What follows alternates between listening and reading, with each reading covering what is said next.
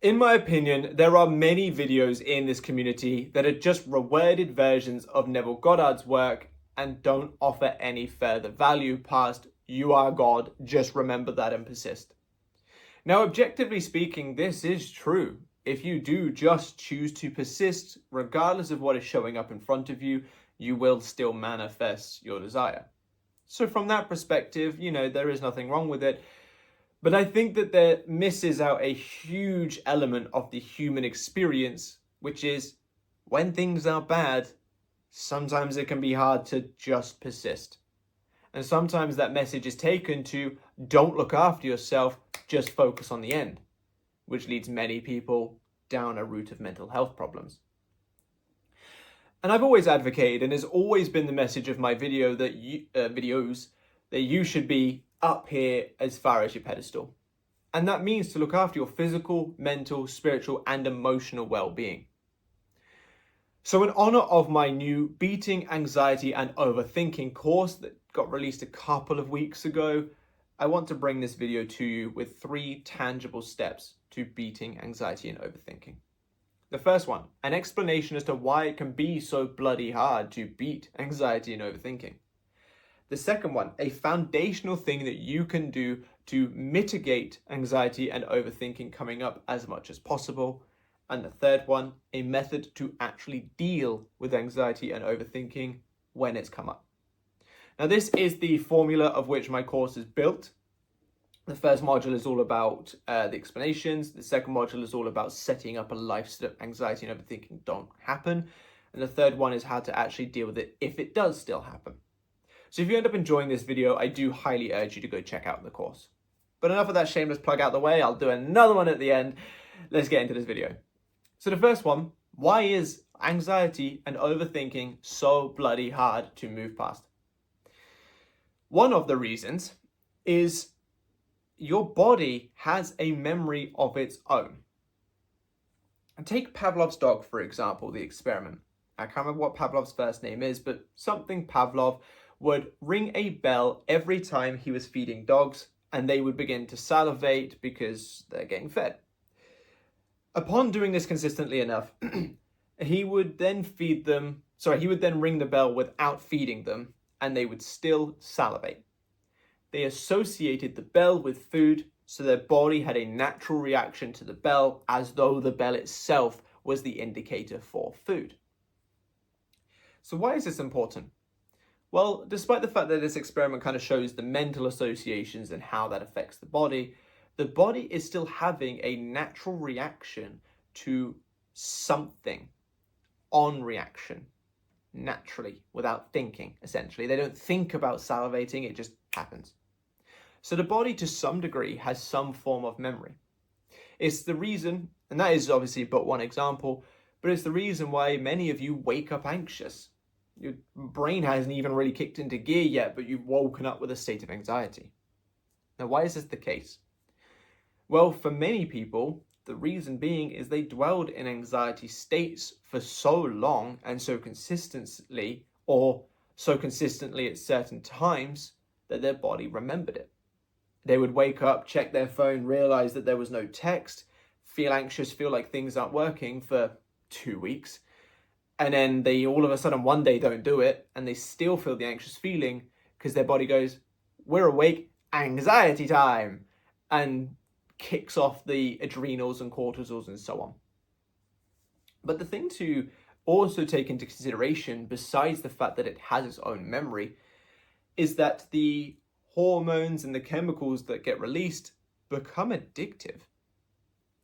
Which I know sounds crazy. I know you don't want to be addicted to your anxiety and overthinking, but it is true. Your body will become addicted to the spikes in adrenals, the spikes in cortisol, the spikes in any kind of related hormone or chemical that may be released as a result. So on top of having a memory and going, we've woken up, this is when we get anxious, let us be anxious, the body also goes, where's my hit of that elevated cortisol? Where's that hit of elevated adrenals? Where's those hits that I'm constantly used to? So because of this factor, you are working against 2 things. You're working against habit, but you're also working against addiction. Now, if any of you have been addicted to anything, you'll know that it's somewhat difficult to just go, done with that now, put it down. So there's that. But if you're also working with habits that you want to kick, biting your nails, shaking your leg when you're sat down, or more harmful ones like playing chicken with cars, I don't know, I couldn't think of any other habits, you'll know that they're also not the easiest to kick. So you've got these two very difficult things to move past kind of merged into one. Now, of course, I've explained it in such a way to somewhat justify why you struggle. You can still do it. Just because it is hard doesn't mean you can't overcome it. But because of these factors, this is why it can feel so hard to overcome constant spouts of anxiety and overthinking, and why not engaging in things for a couple of days still doesn't seem to work, because you would have built those patterns up over days, weeks, months. So you'll need probably a little bit longer than a day or two before it becomes normal to not feel that way. Now, I'm not going to say that it's going to take days, weeks, months, just the same as you built it up, but at least give yourself some time. Just with any addiction, just with any habit, we got to give it the space to grow. So that's why it can be difficult to overcome anxiety. And hopefully that kind of gives you a bit of an understanding so that going forward you can go into it with somewhat realistic expectations. But there are obviously more elements to consider as well, like the fact that I think it's about 24% of people have anxiety and overthinking as a hereditary thing. So we need to take some of those into consideration. And like I say, I go much deeper into this into the course, but just take note that it's an addiction mixed with a habit. So like any addiction or habit, we want to put something in its place that is more beneficially aligned. Which moves us on to point 2, the 4 A's of anxiety. Now, the aim for the 4 A's of anxiety is to set a stronger foundation within the way your life is built up, so that anxiety comes up less as a natural byproduct. Now, the 4 A's stand for avoid, accept, alter, and adapt. Oh, that would have looked really silly if I'd forgotten that. And these are basically ways to look at your life and utilize these 4 principles. What about the thing that makes you anxiety could you avoid? For example, if you wake up every day, pretend this is your phone, and you go, Derek still hasn't messaged me, anxiety flood, maybe don't check your phone straight away. Get up, go and do something more productive like journal, meditate, some push-ups, knock out a work task, do a fancy kind of makeup, wear a nice suit. Do something that makes you feel good, makes you feel elevated or accomplished, so that when you do inevitably check your phone, you're already in an elevated state, so that you don't immediately go, ugh, and get sad about it. When we're feeling better, we tend to have better reactions to the bad things. So that's avoid. What can you avoid? Stop checking their social medias. Stop, remove the chat log from your WhatsApp. Stop checking if they're online. Things like that. What can you avoid that would stop you having those spikes of anxiety? Then we move on to alter. What could you alter? If you have to check your phone because, I don't know, for some reason you have to call your mum the second you wake up every single day, so you have to go on your phone, what could you alter about this process? Well, maybe instead of having, actually checking your phone, maybe you could, I'm not going to say the word because I don't know if it's going to mess up my phone recording, but maybe you could do the AI thing on my phone, call mum. And then it calls your mum automatically for you. So you're still doing the same process, you just altered the way you've gone about it, so you're not checking your phone until you've kind of had those elevated wins that I spoke about a second ago. What about the thing that makes you anxious could you alter so you're not dealing with it as much? Then we move on to avoid, alter, adapt and accept. Forgive me. So then we have adapt. Okay, how can we adapt ourselves to the circumstances? One thing that you could do is, let's say if you're in contact for this example, you could be the person who actually leaves them on red at night. So instead of you being the last person to text them at night so that you wake up and go, oh, they haven't messaged me again this morning, by leaving them on read, when you check your phone in the morning, you could say, oh, they're just waiting for me to text first because they don't want to seem too clingy. You can adapt your mindset towards it. You can adapt how you approach the situation. And this doesn't necessarily take away from the fact that you may have thoughts come up that they didn't message you, but it at least creates a bit of a better way of going about it. It's much easier to assume that they're waiting for you to text them because they don't want to seem clingy if you left them on read than it would be for you to assume that they want you to text them again when they left you on read because they want you to seem clingy, for example. So while it may not necessarily just, that's it, not anxious, I feel great, it may help. And then we have accept. If for whatever reason, nothing can be avoided, altered, or adapted, accept. One of the things that many people struggle with in this process is the idea of accepting what is. Now, as I always say, or at least try to say without sounding like a broken record, is you should accept what is, but accept that you have the capability to change it. Yes, I've been left on read. That's fine. I'll just move on with my day. While moving on with your day, you're living in the end, you're working on the self-concept, you're doing all those great things so that you can change it. Because what's present in this physical reality right now, what I'm looking at on my phone, it exists in this moment. Accept that and move on. Focus on what you can create, like control, which is in that moment consciousness, which is what shows up in the future. So accept what is, accept it. You know what, I've been left on read. Let me just get on with my day. Let me just accept that I wasn't responded to. Fine, whatever. I'm going to get on with my day. I'm going to live in the end. I'm going to create that. Because where people struggle is they won't accept it through fear of it manifesting the opposite or through almost denial of what is and refusal to accept it. But this creates resistance within yourself that you'll find bubbling back up. By just accepting it, you pretty much just get it out of the way and you can move forward. Again, not necessarily the most comfortable thing to do, but by accepting it, you will alleviate the things that create anxiety and overthinking. It's no surprise that the people that deal with resentment the most are the people that can't forgive. The people who have the most regrets are the people that can't accept that they've run out of time, for example. Acceptance, while it may be scary, is quite literally the solution to these constant states of fear, guilt, resistance, anxiety, and so on. So accept it as a last resort if the other things can't be done first. Now that, again, is one of the methods that I talk about, of course, in much greater detail in my course. So check that out if you want more foundational things to do.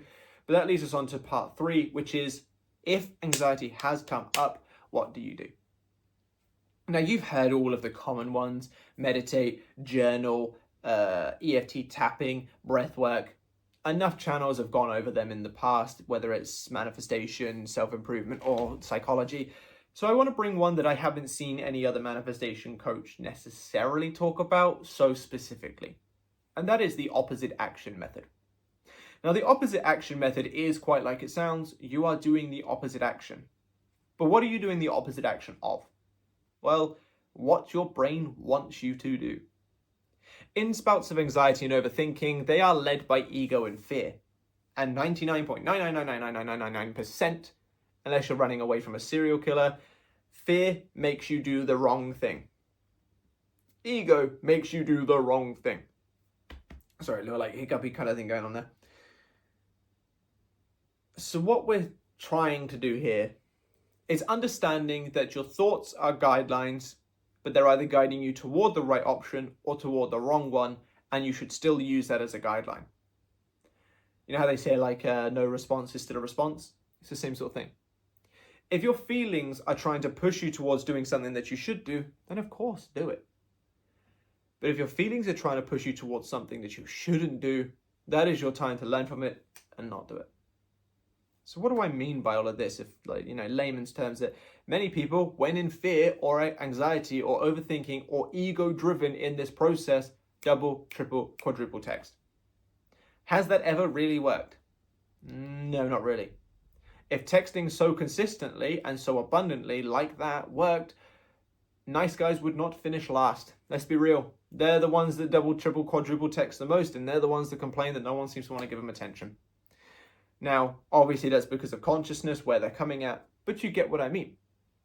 They're driven by ego, they're driven by fear, they're driven by anxiety or overthinking or one of those kinds of negative terms, and it backfires in their face because their consciousness is not in the right space. What they should do is look at that and go, I am driven to do this through my emotions. Is this the right thing to do? No. What is the opposite action? Stepping back, allowing space, creating a void to allow them to miss you, and living in the end so they will do so. The reason why I've marked this as a way to resolve anxiety and overthinking is because it creates a more productive way of being and it creates a small win. When we give in to those feelings, it often makes us feel worse. Let's be real. How many of you have double texted, triple texted, and then gone, what a knob? Why did I do that? But by actually stopping and going, you know what? I'm not doing that today. I'm not chasing. I deserve to be chased, and I'm not going to set myself aside just for you once more. If you can do that, and this actually does work for anything as well. This can work with your diet. This can work with work that you don't want to do or whatever. But if you do that, you will find yourself feeling accomplished. And the feeling of anxiety and overthinking that that came up as a result of the feeling and the action that you were going to take, that feeling will actually be mitigated and sort of overpowered by the sense of pride and accomplishment by doing something more beneficial for yourself. Obviously, it will take a little bit of effort, but I urge you to do it. Consider, is this action driving me towards something I should do or something I shouldn't do? If it should do, great, do it. If it's not, don't do it. Do the opposite. What would actually be beneficial for you right now? Do that. Your emotions are guidelines, either guiding you towards the wrong thing or the right thing. If it's the right thing, follow it. If it's the wrong thing, use that as a guide to do the complete opposite, and you will overcome your anxiety and overthinking in due time. Now that is it for today's video. I do appreciate it. It is a long time. So if you have watched all the way up to here, thank you very much.